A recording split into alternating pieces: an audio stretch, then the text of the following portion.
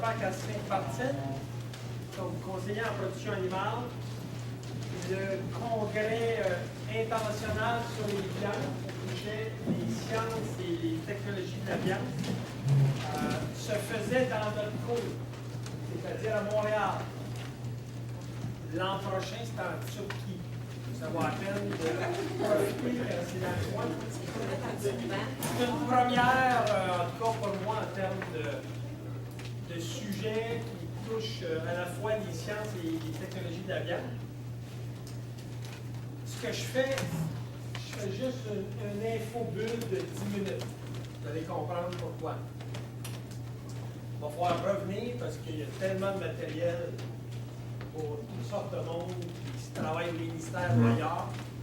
C'est une mine d'informations à vulgariser, tout en anglais. C'est un congrès qui se fait toujours uniquement en anglais et qui voyage à travers le monde.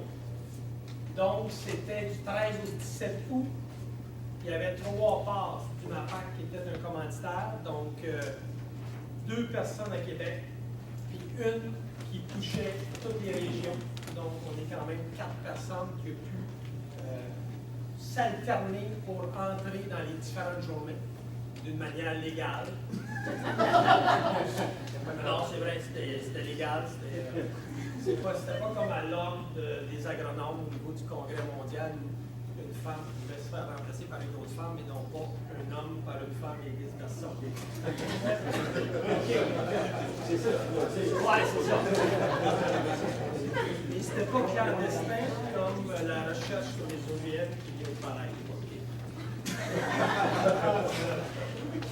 Bon, je vous donne la raison d'être du congrès parce que ça pourrait ouvrir des perspectives, je pense, pour les conseillers que nous sommes, à la fois pour les experts, les gens qui travaillent même à l'extérieur dans le même domaine, et les gens du ministère de l'Agriculture. Donc, la raison d'être du congrès, c'est de prévoir un médium approprié pour la dissémination des connaissances qui est interdisciplinaire et internationale de tous les facteurs qui influencent les propriétés de la viande. Quand on parle de la viande, on parle du bœuf, on parle du porc et on parle de la volaille principalement. Mais je dirais que le gros touchait le bœuf, un petit peu le bison et les apparentés bovins dans d'autres pays, les lions. Les sciences de la viande sont concentrées, entre autres, dans ce genre de congrès-là, sur les qualités de la viande, donc sa composition, ses valeurs nutritives, la salubrité, son acceptabilité des consommateurs. C'est un sujet chaud au Canada actuellement. Elles sont largement déterminées par les conditions et les développements de l'embryon, de l'animal vivant et de sa musculature post-mortem. Je vous apprends bien. Et le contrôle des qualités de la viande sont dépendants d'une compréhension approfondie de tous les stades de son existence. Ça veut dire que la recherche un peu partout à travers le monde, certains sont plus concentrés sur la conception initiale du bovin lui-même ou du porc, la croissance et le développement d'organismes, le moment d'abattage que tous ces impacts au niveau de la viande, les procédés ultimes de préparation de la viande, la distribution, la cuisson et la consommation. Donc, ça touche tous ces domaines-là. Le 58e, donc c'était la 58e année qu'il y avait ce congrès, le thème était « The Healthy World of Meat ». Comment on traduit ça? Pour ceux qui sont parfaitement bilingues, le plus près qu'on a pu trouver, c'est le monde sain de la viande. Le monde sain de la viande.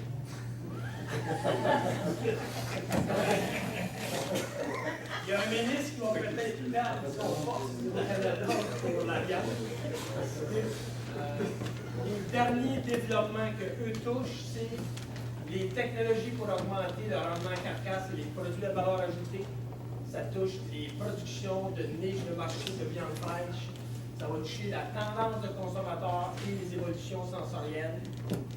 Principalement nutrition et santé humaine reliées à la viande. Les développements durables de la viande dans un contexte mondial, les qualités, d'entretien, biochimie. Eric a touché un peu la biochimie, il a trouvé ça très, très facile. J'ai essayé de toucher. J'ai essayé de toucher dans un après-midi ce qui était la biochimie de la viande. Il va nous revenir avec des choses par rapport à ça, non? Qualité microbienne, sécurité et bien-être animal. Qu'est-ce qui se fait à travers le monde?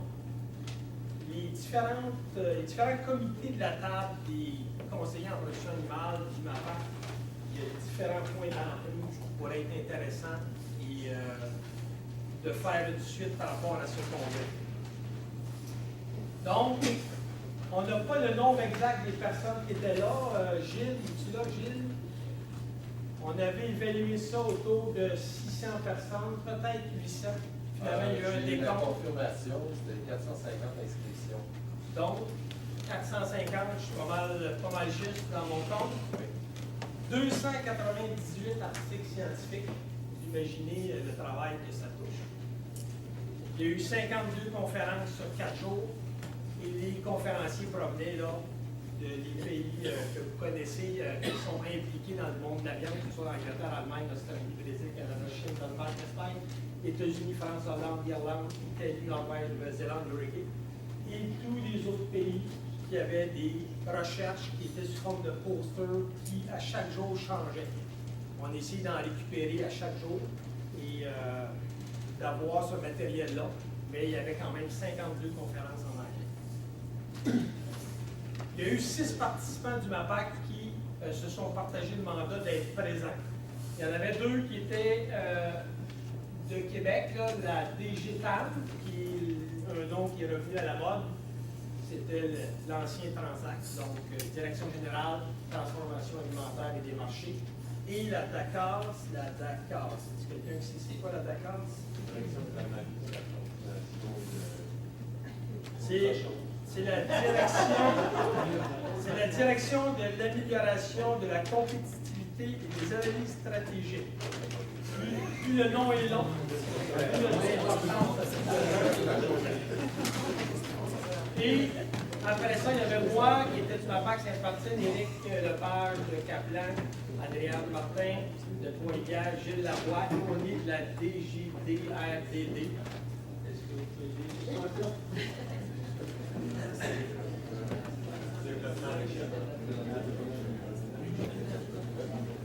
Donc, il y a comme un défi. Ça fait combien de temps? Il me reste combien de temps? c'est long et long. OK. Défi des 4, c'est-à-dire les 4 du MAPAC qui étaient de la table qui sont ici, où on doit digérer un repas scientifique et qui est immense d'ici l'automne prochain.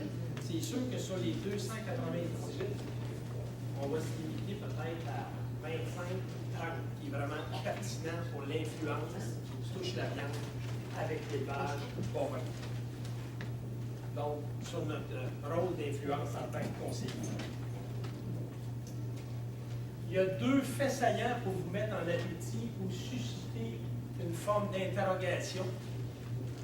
Il y a un défi majeur, c'est été souligné par Guy, pour la production de viande santé pour le futur, parce que la demande mondiale en viande va doubler d'ici 2050. C'est vraiment le besoin au niveau mondial, tout comme le besoin de nourriture totale qui devrait doubler d'ici 2050.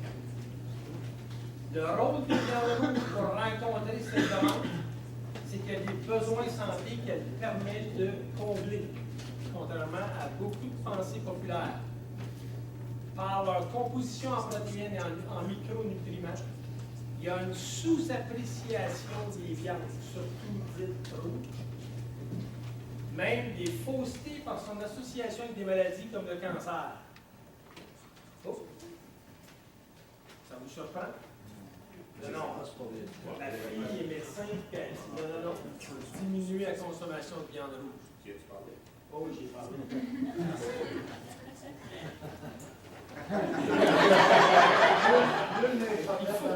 Il faut que je puisse lui amener les sujets en question, dont on va essayer de vous alimenter aussi dans la prochaine année.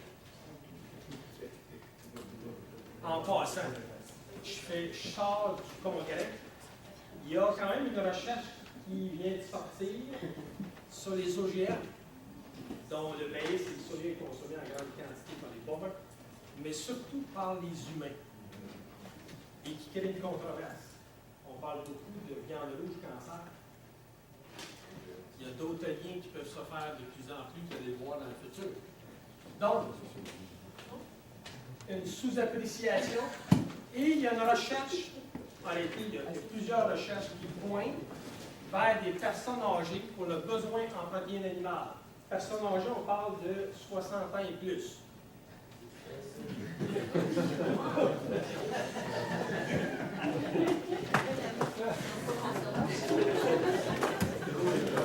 Pourquoi? Parce que il a vraiment été identifié chez les personnes de 60 ans et plus qu'il y a un risque de déficience au niveau de leur masse musculaire et squelettique, et qu'à peu près seules les viandes rouges peuvent combler. Vous voyez la dynamique. Vous ne pouvez pas consommer de viande rouge, ça sera un lien avec le cancer, mais vous allez avoir une dégradation de votre masse musculaire plus rapide et squelettique avec d'autres problèmes qui suivraient. C'est juste pour vous mettre en appétit. Le prochain congrès mondial, c'est 59e, ça va se faire en Turquie. Je ne sais pas s'il y a quelqu'un de la table qui va avoir les budgets pour pouvoir y aller. Peut-être dans 2 ans, ça va être en Uruguay, en Amérique du Sud. Ça pourrait être plus intéressant peut-être d'aller dans ce pays. Et ça semble plus évident en tout cas, par rapport à ça. Donc, c'est juste un avant-goût de ce qu'on pourrait venir dans la prochaine année. On va essayer de publier dans les occasions d'attente.